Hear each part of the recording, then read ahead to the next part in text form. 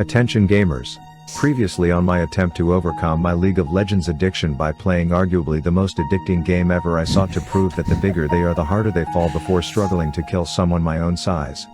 I learned how to aim my shots and motorboated an Elwyn Hottie before grouping up with an incredibly intimidating group of players to venture into the sunken temple where we solved puzzles, slayed the most successful Sen Jin village spawns, and prepared to fight the final boss who has killed many level 60 players.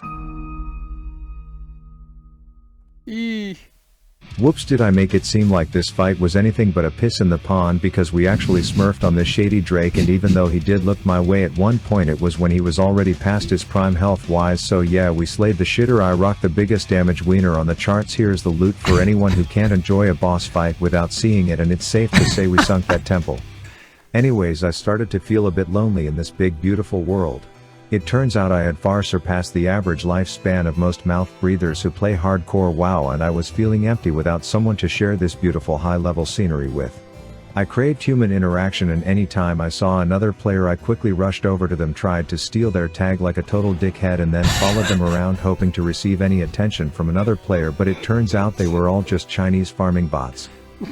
So when I finally ran into a baddie, she was like, "Is that a bone in your pocket, or are you happy to see me?" And I was like, "It's Stitch's femur, you dumb slut. Have you not heard of Rav, the Avatar master of the hardcore elements? Keep your nasty cragboar ribs breath away from me." But then I remembered that I do want Howard to have a sexy stepmom with a dwarven upbringing, so I listened to what she had to say. I've noticed that the water seems to have strange qualities. And what I took from that was she wanted to go skinny dipping in the hot springs, but some douchebag tribe was now cock blocking me. And they won't let me come near the two larger springs. I simped and said I'll make sure she can skinny dip in peace, to which she said, "Well, I think you'll want to see it for yourself." So I ran off, picked some feathers to use to tickle her toes. You know all dwarfs have that Frodo Baggins foot fetish going on. Then I killed off the village of man-bear pigs, thinking she'll be so grateful that I cleared the area for our nude hot spring date, but Howard didn't fucking tell me I had a booger hanging out, so it killed the vibe. It reminds me a bit of the sludge I saw when traveling through Fellwood. I also apparently killed the wrong village of upright pigs, and she wanted me to genocide the bigger, much dangerous ones, to which I wanted to tell her to piss off, but I remembered how hard it was for a guy my height to get any attention from girls.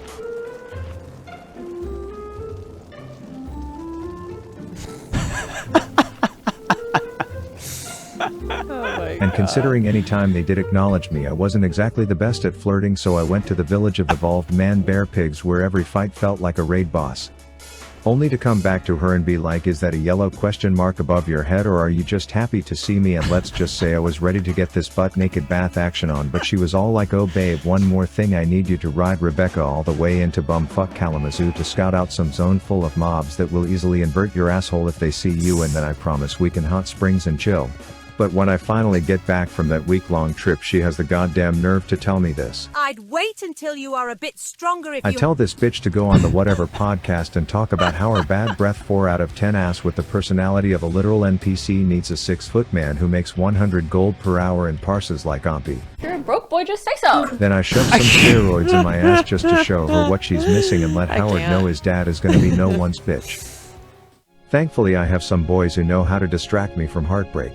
Find Gortesh and chop off his fat head! Murder baby. So I venture over to that tatted Twinkie eater, thinking he's not even an elite, so this will be a walk in the park, but according to my research that's not the case for everyone. But Rav the Avatar has the tools for every situation. Explosive sheep. Turns out this particular Serta mattress logo was feeling timid, so I chose the backup plan, which was to deploy a mini ice skating rink. Tell Howard to stay focused on giving that ogre a vasectomy while I make the little butt buddy play the most annoying game of Rundown. Gortesh was now looking like Nick Avocado fell asleep sunbathing at the beach, while I just had to aim one shot to deal with his butt buddy. And while I pride myself on stellar RP, I struggled with this one. Chop off his fat head! So I sporked his skull, and seeing his noggin up there reminded me of something dank I had. Spooky, scary skeletons and shivers down your spine. And sure enough, by the end of that I was like, "Donovan who?" Anyways, I had to venture into the plague lands, which That's I had my been warned favorite are quite storyline of all deadly. These time. farms had a population density that could only be rivaled by China, but I wasn't having issues as I was using new abilities to dehydrate these shitters, only to stand and laugh at how utterly useless they are without mana. And as I'm looting the coveted tomato soup from the first farm in front of the food stamps line, I'm thinking this game's too easy, but that all changed when I hit up my homegirl Janice for a little ghostly gooch grabbing session as a rebound fling, but she's like, I'm on my period and actually I need you to grab my Tampax from the barn next door, and I'm thinking, for fuck's sake, okay. And not knowing what jealous exes will be in there guarding her menstrual kit, I sent Howard in expecting 1 or 2, but not this.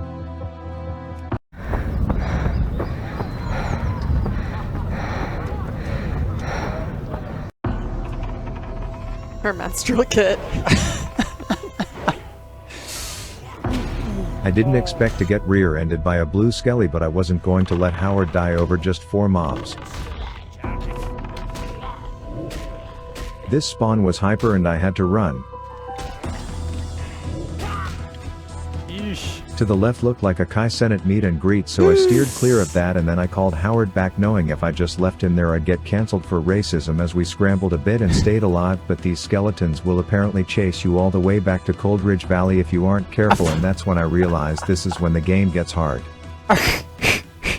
I decided to take it slow when I came back only to hear this. I need help. So I hurried up, grabbed her tissue dildos, and with that the first farm was down. He's still looking for the stuff.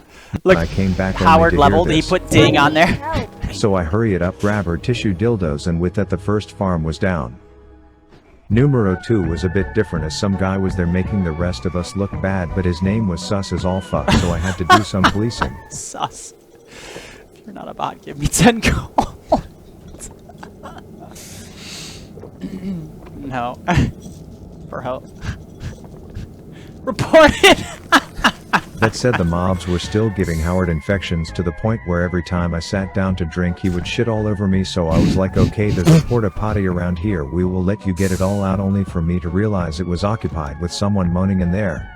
And I'm thinking, what a shitty, no pun intended, spot for someone to get hit with the emergency chipotle queso shards, but at the end of the day Howard needed it, so I knocked again, only for the dude dropping a deuce to get defensive and come out swinging, which is a situation I've never been in before, but we took care of business so Howard could take care of his, and we were done with the second. Farm 3 featured things that tried to turn me and Howard into dead bitch popsicles, but outside of me having to dry hump the soup pot to be able to click on it, that was smoother than a dolphin dick, and I was ready for the last. This one hit wailing whores that made me hit for literally less damage than I did well before my balls dropped back at level 1, and the second I went to slurp those spaghettios, everyone and their undead uncle wanted to tickle my taint, but after a bit of chaos Howard and I successfully drank chili from all 4 farms in the Plaguelands. Then I'm about to let Howard piss all over some outcast's crypt when I run into 2 Duratar douches with thrall dick on their breath, and even though I know they don't speak the same language, I let them know how it's gonna go down as I nab the tag and prep a kiting split pull, only to be reminded that I'm apparently the only toxic asshole that has played too much League of Legends as they clear the quest for me. They tell me jokes, I laugh, and like a foreign hooker that you busted a nut after 2 pumps we share an inexplicable bond over a memory we had together without ever being able to communicate.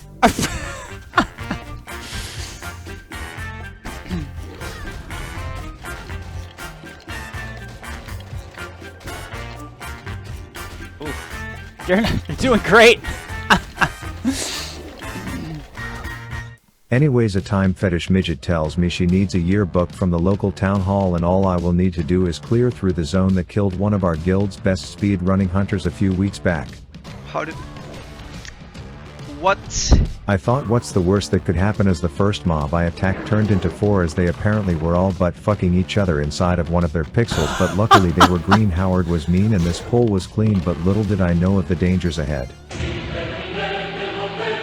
A bony 4-pack with some of the most deadly mobs in Azeroth who felt strongly against me getting into the school to grab that yearbook. The first one got flat out erased and I was ready to Amazon Prime me an easy button because this game is a cakewalk, but then the second healed Howard dropped and all of a sudden I was sweating like a blind lesbian at a fish market. Uh-oh. Howard was going down, so I planted a face on a stick in the ground knowing if he died I'd be more out of luck than the son of a stripper on Father's Day as I kept kiting back. I managed to weave Howard in and out of the fight to keep him alive, and all I had to do was keep running, but the temptations to go back in that have killed many men before me took over and I greeted thinking I would be fine.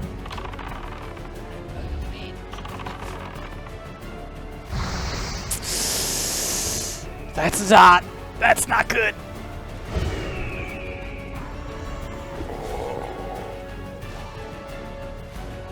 I feigned knowing I was under 10%, but I couldn't see my health and one flaming hot Cheetos queef out of Red Randy here and I'd die, so I chugged a Kool-Aid and just barely survived what would have been a tragedy. Okay, he had a pot still, so. I wasn't leaving anything up to chance anymore thought as he I said he researched which died. yearbook was correct, No. and after going full-blown detective I found the one with the shit stain on it and told Chromie I'm not doing another single thing for her entitled time-traveling ass, but it turns out I wasn't the only hunter who had a close call that day and others weren't as lucky. What? Did Ampi just die? This is our best player. No. No! No! Oh! And I may not know what he needed to kill that mob for or what it does, but it was going to be my new mission to avenge him. He's always with that.